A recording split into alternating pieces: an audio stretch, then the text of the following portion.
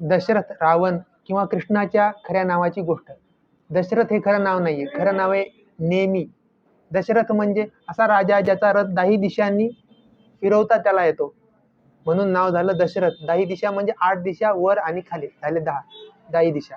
त्यासोबत रावण, रावणाचं खरं नाव दशानन किंवा दशग्रीव.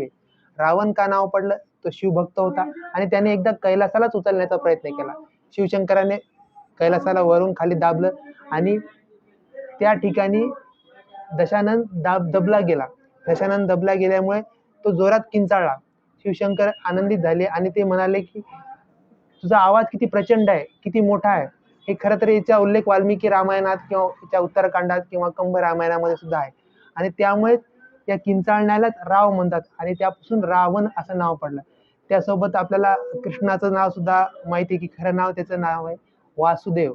वसुदेव देवकीचा वासुदेव. परंतु जेव्हा तो गोकुळात आला तेव्हा तो काळा होता, त्यामुळे त्याला उपाधी किंवा पदवी दिली गेली कृष्ण आणि त्याचं नाव कृष्णच पडलं. त्यामुळे या सर्वांची खरी नावं ही वेगळी आहेत.